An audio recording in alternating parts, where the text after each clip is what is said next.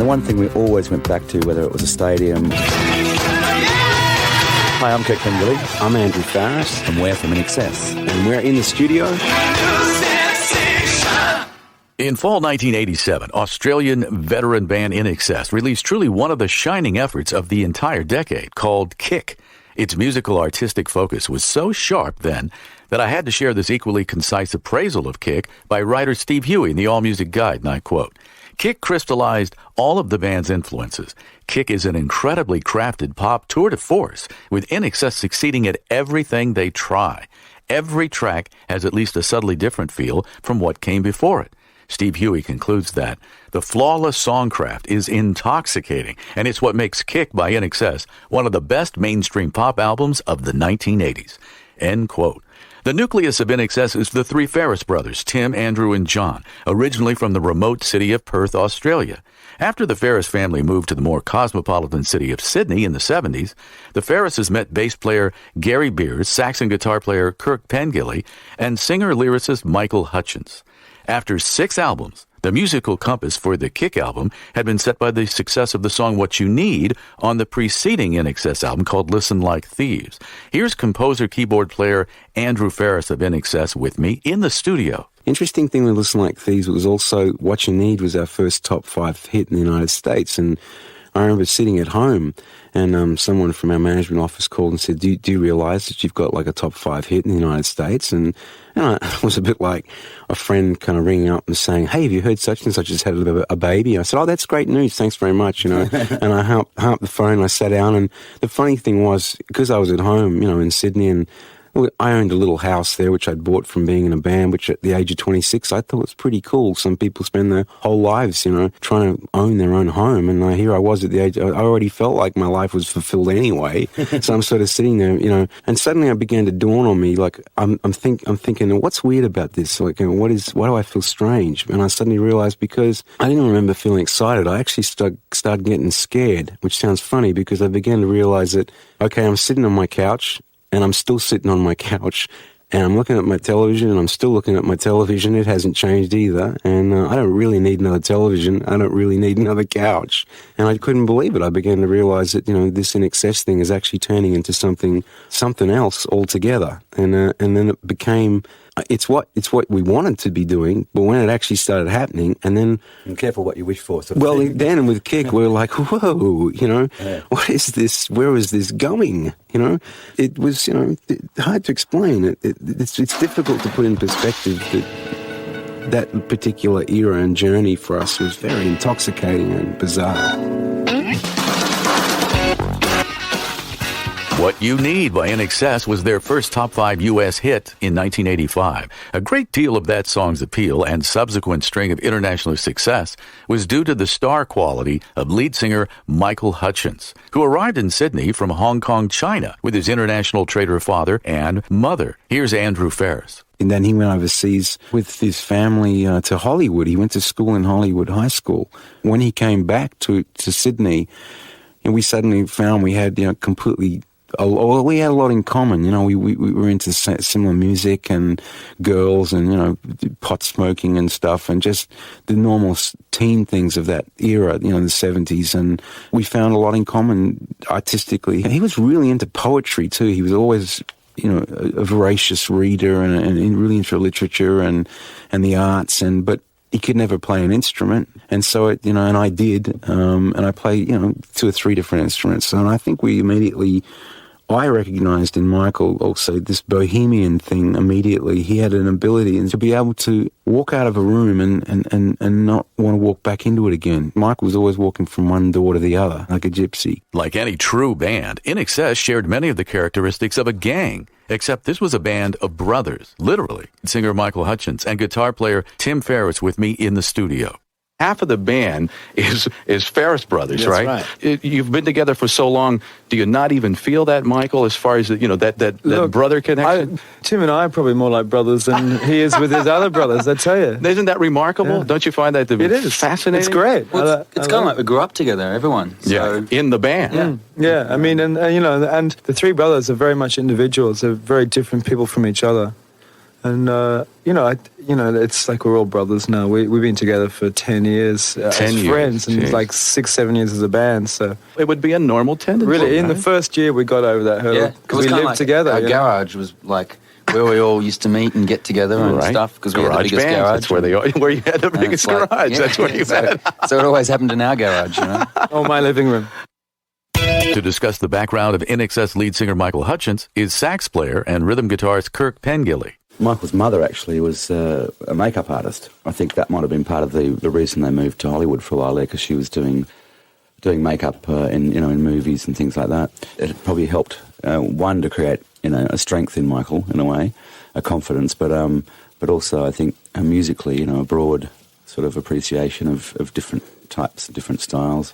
I mean, his parents used to apparently have cocktail parties all the time. They were sort of of the cocktail set, if you know what I mean, in the 60s. So I think there was probably a lot of, Sergio Mendes and Brazil 66 and that sort of stuff, Girl from Ipanema.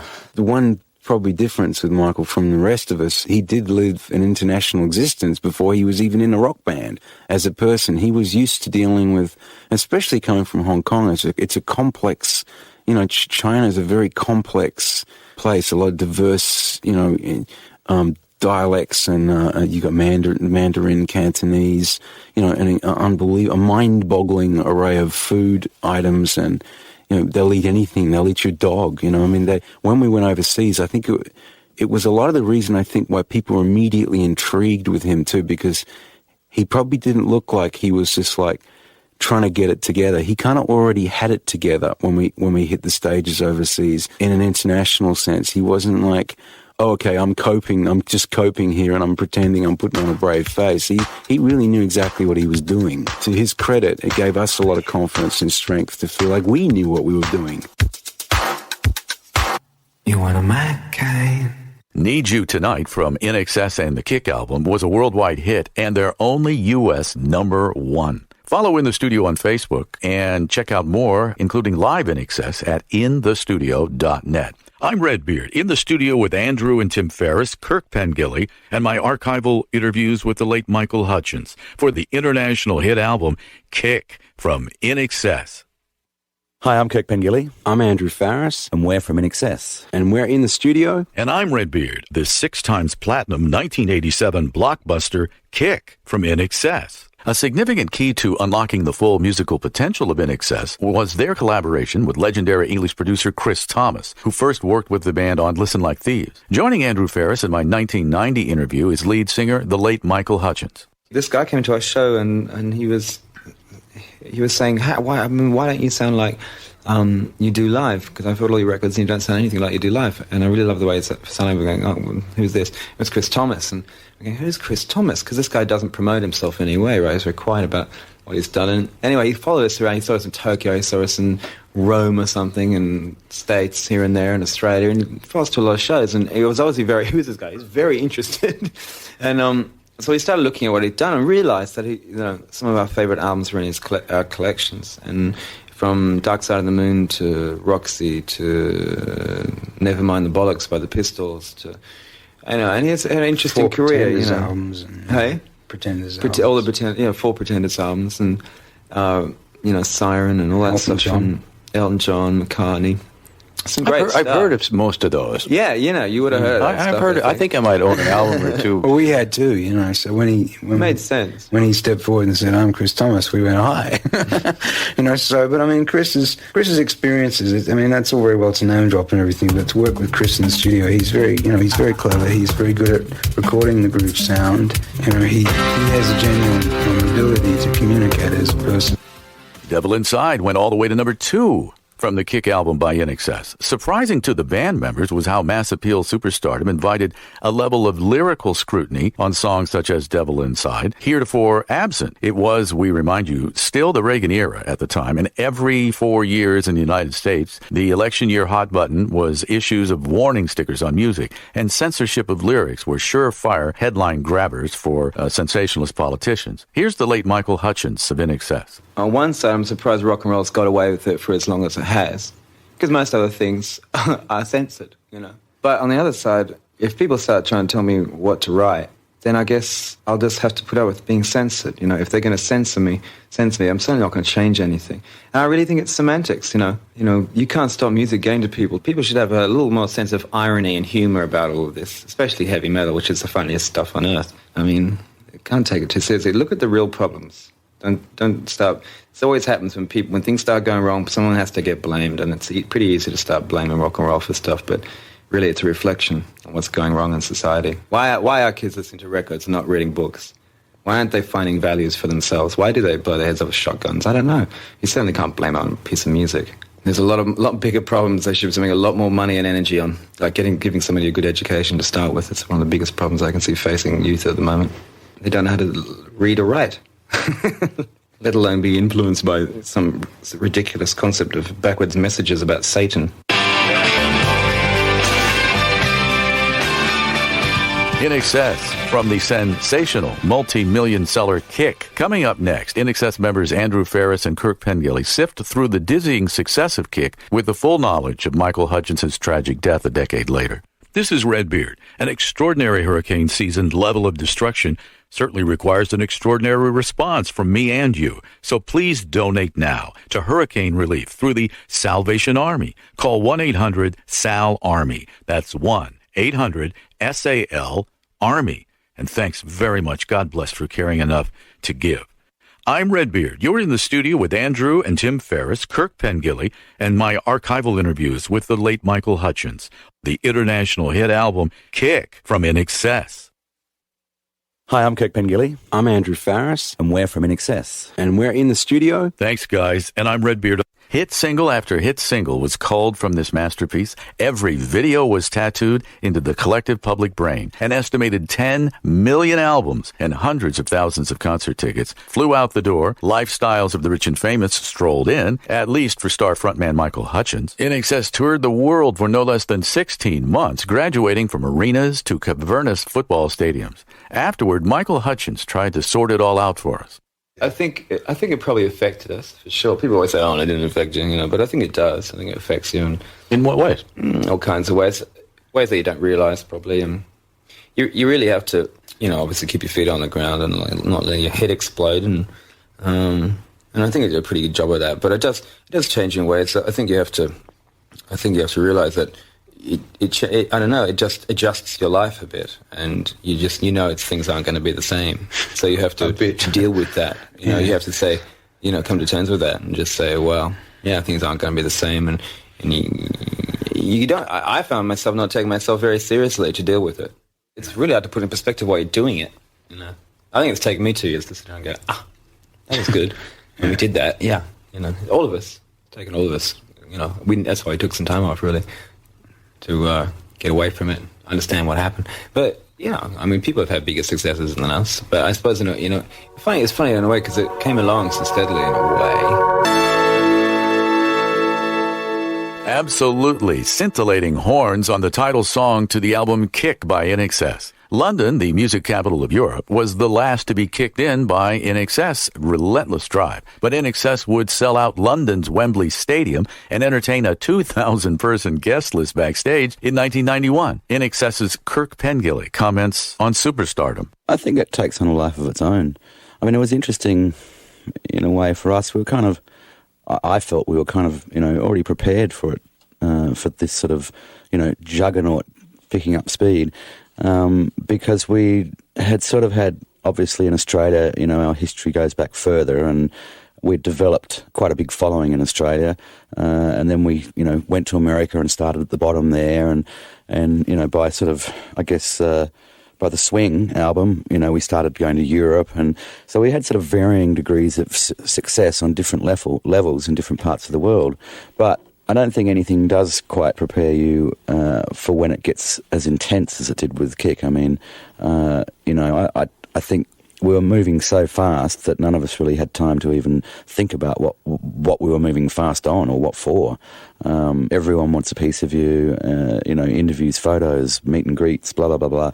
It's relentless, and I don't think any of us really realised what had happened until we actually took a break, at the end of the Kick tour. And, I know for myself it took about a month to unwind and a month for me to wonder why no one was applauding me in my lounge room. So I finally wound down, after about a month after we finished the whole kick thing, and then it sort of hit me, it was sort of like, whoa, what was that? Never Tear Us Apart from the INXS album Kick, with its Hearts of Stone borrowed lick, is possibly a fitting coda for the band. Yet, music was morphing again back in the States, so the winds of change were stiff in the aftermath of Kick's heady success, particularly for lead singer Michael Hutchence, according to Andrew Ferris and Kirk Pengilly in the studio. I think Michael was also probably at that point after Kick, I think he realized, as he once said to me, he said, look, I was talking to him about something or other, and just some, funny, normal family stuff that we were talking about, and he said, you think that's hard? You should try being Michael Hutchence. I think Michael, probably more than all of us, got a real insecurity rush, probably, because he was the focus of attention with all that stuff. And I think he immediately, which at the time for me and probably other guys in the band was very confusing, felt it necessary to not stop doing what he was doing. I think so hit him harder than he went out and in a sense got another band immediately, so he could at least keep doing what he was doing, probably to keep a sense of that spinning for himself, so he'd feel right. If you know what I can't explain this stuff. Well, it's pretty. I'll let you finish, but it's a pretty addictive feeling, when you're sort of playing to 40,000 people or whatever, and they all want you and love you, and they're all applauding you and everything. It can become pretty addictive. Since we all lost Michael Hutchence at age 37. No less than 2 film documentaries on the life of Michael Hutchence have been slated for release, one titled The Last Rock Star, another made by director Richard Lowenstein, who directed 16 INXS music videos. Michael Hutchence's mysterious death 10 years later, whether bizarre accident or suicide, was totally inconceivable to any of us who knew and admired him. Andrew Ferris, joined by Kirk Pengilly, somehow they avoid being bitter.